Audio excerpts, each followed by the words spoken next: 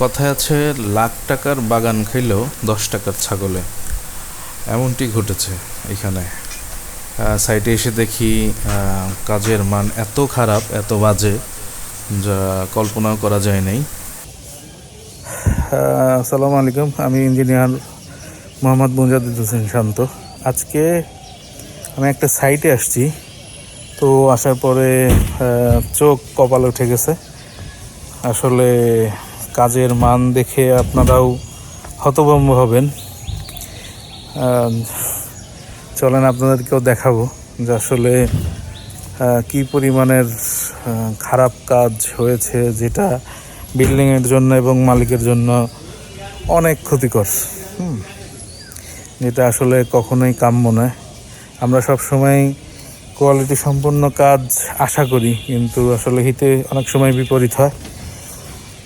চলুন দেখি আসলে কী সমস্যা।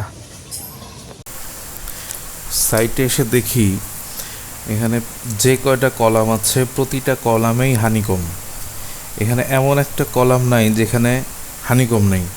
প্রতিটা কলামের কাজের মান এত বাজে, এত খারাপ, যেটা আসলে কল্পনারও বাইরে। কারণ একটা কলাম এবং বিমের উপরেই কিন্তু স্ট্রাকচারটা দাঁড়িয়ে থাকবে, যেহেতু এটা ফ্রেম স্ট্রাকচার।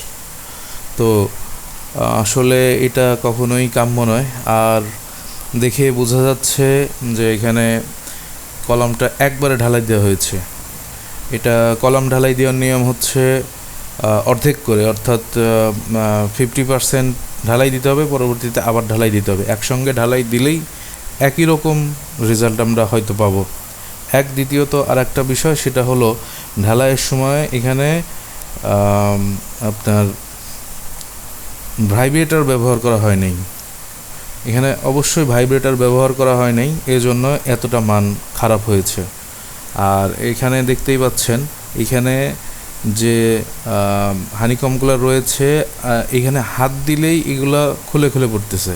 কোনো কিছু দিয়ে গোতা যদি দেওয়া হয়, কোনো কিছু দিয়ে যদি এখানে চাপ দেওয়া হয় বা